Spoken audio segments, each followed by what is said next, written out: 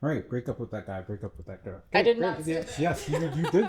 You said that. We all heard it. We all No, heard it. I've spent about almost an entire year and some in this room working very hard, doing the best that I could. And after a yearish of building my business, I have decided to pack it up. I have done a lot of things in this room. One being my first documentary I ever planned out with these sticky notes. A lot of editing has been done in here. A lot of shooting has been done in here. A lot of visioning and planning, and so many different amazing things have taken place in this room. And to be honest, it was hard. Building a business is not ideal in any way, shape, or form. It is hard work.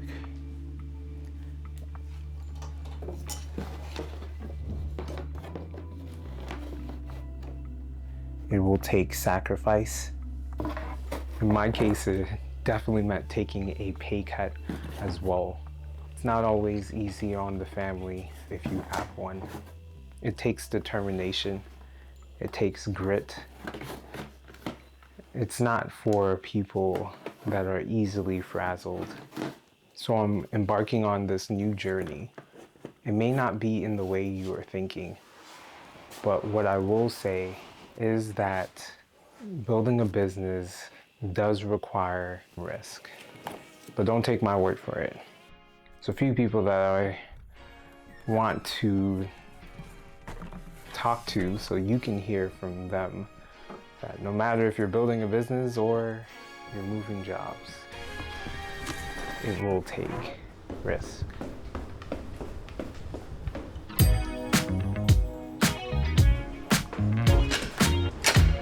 Hello. hello. I'm going to disturb you for just 1 second.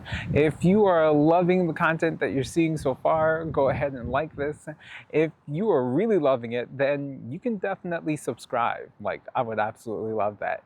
And if you don't want to miss anything else that I do on this channel that has everything to do with storytelling, filmmaking, and honestly, I just love cameras. And if you love cameras as well, hit the bell. Yeah, so like, subscribe, hit the bell. Yeah, do those things and I'll love you forever. Okay, cool, let's get back to the video. What does risk mean to you? Yeah, first thing that comes to mind is money, whether that's monetary value or losing money, but it's always like tying back to money. I think risk is going off of faith in what you can't see.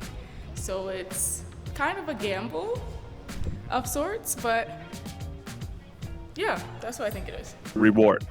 Reward. Okay, explain that. Why reward? Because I'm a big firm believer that, like, especially in life and in business, but just in life, there's no reward without risk.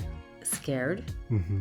Scared comes to mind as the first thing. Okay. And excitement. And excitement? Yes. Okay, all right, very cool. So taking that into consideration, what would you say your appetite for risk is, personally, business-wise, just all over? Like, what is your appetite for risk? I think you have a really good relationship, whether I like it or not. Okay. Being in the event planning industry, I think you can plan only so much, but everything is kind of a risk. Yeah. It's like, unfortunately and fortunately, I have a big appetite for risk, but it's not the best. Like, as I'm a father of 2 now and I have a family and things like that, like, I'm trying to take less risk, or I should actually better off would say more calculated risk around the activity I do, because it affects everyone around me that depends on me. So imagine risk as a pool. There's people who walk in through the shallow end. I dive into the deep end and I don't know how to swim. I think I have a small appetite for risk. Honestly, I just like things to be the same.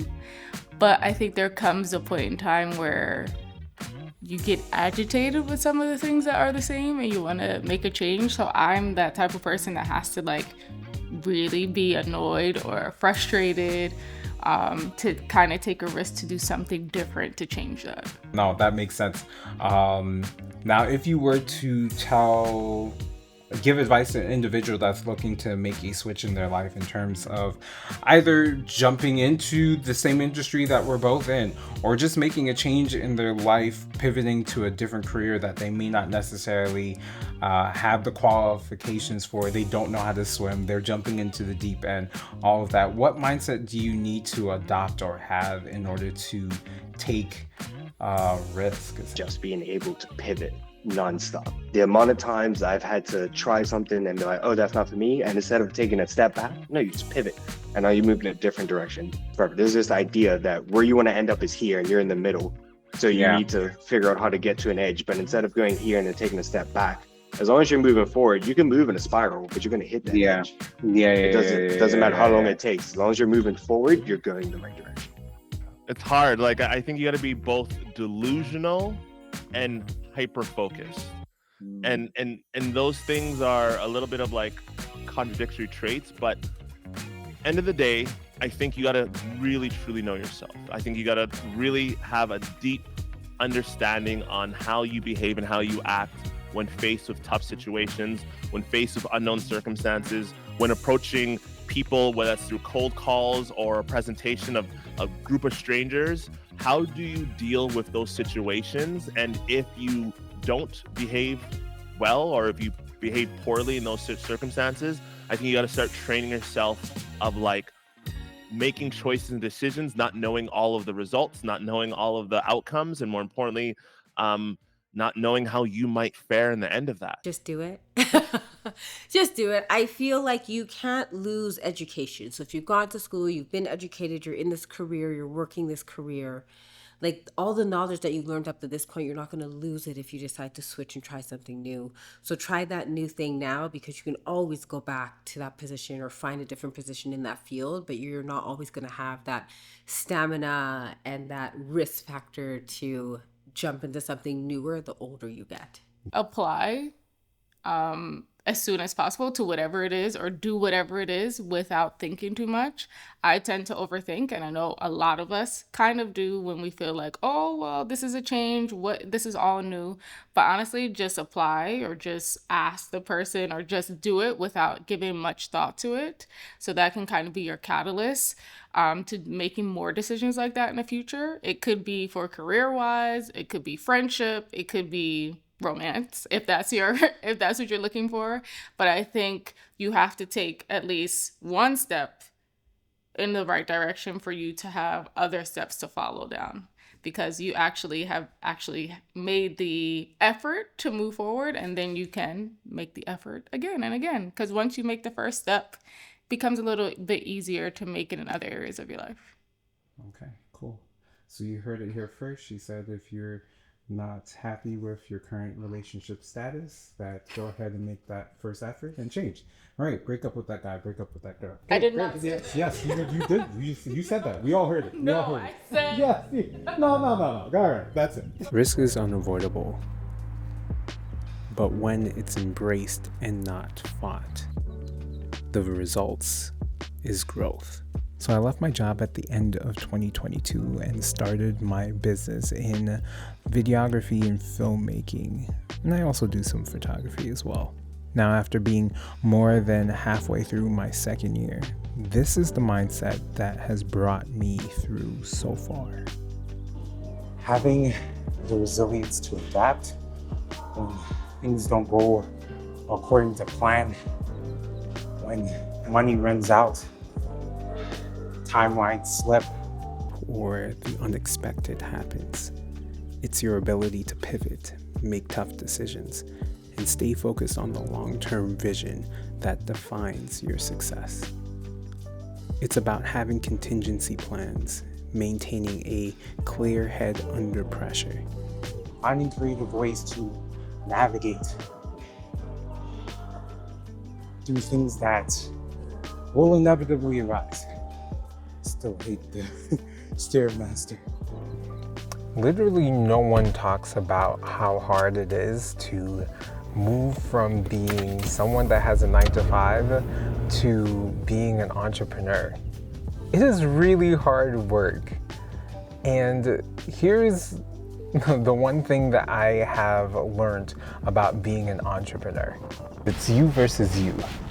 So a part of being an entrepreneur is also learning how to master yourself. So those daily routines, those things that may seem long to do in the morning routines, the exercising, the yoga, the whatever it is you do to get yourself grounded, if you can do those things and master your mind, conquer your fears, silence the doubts in your own mind, yeah, like you're literally unstoppable. Nothing can get in your way between you and your goals. And that's probably the biggest thing that I'm learning is, honestly, it's just you versus you. Risk is inevitable. And I find myself taking another leap of faith. And to be honest, I can't even say I planned for this. So if you are risk averse, I would tell you to not pay attention to this next thing I'm about to say. But if you like a good adventure, stick around.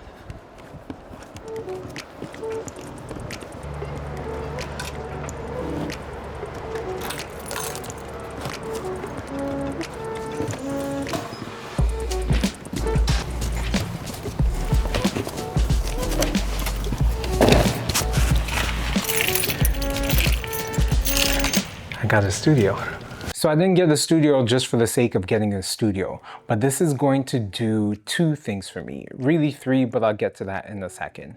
The first thing it's going to do is going to offer my clients a little bit more when I am working with them now. Now I can be able to have a space where I can set up and do interviews and different things of that nature. If they do not have a space that is conducive to me bringing my setup and doing what needs to be done in order to get their interviews, if they have products, I have a space that I don't necessarily have to rent out, that I can shoot these products as well. It opens up many doors. The second thing is that it creates a separation between my house and my business. The reality is it was getting quite crammed in that space, and that is why I decided to embark on this new journey of having my own space for my business. And the third thing, and this is probably the best thing, is that, wait, I'll show you. You're gonna love this.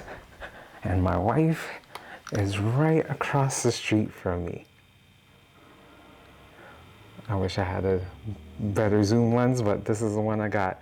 But yeah, she's right there. Say hey, babe. Hi.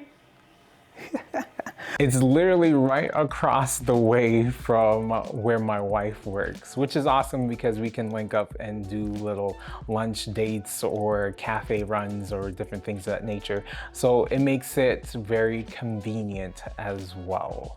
That's probably like the best thing about it, if I'm being honest. Yeah, but that's why I got a studio.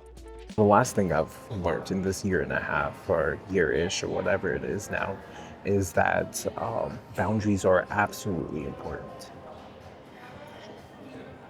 They're important from the standpoint as an entrepreneur. They're important for individuals personally, mentally, physically, all of that stuff. Boundaries are absolutely necessary. Boundaries allow you to stop doing the things that you don't want to do and allow you to do more of the things that you want to do. This is what this 1.5 years has brought out of me. There's many other things I've probably learned, but I'm not gonna make this video longer than it already is. Anyway, if this is something with bless your spirit, go ahead and like this.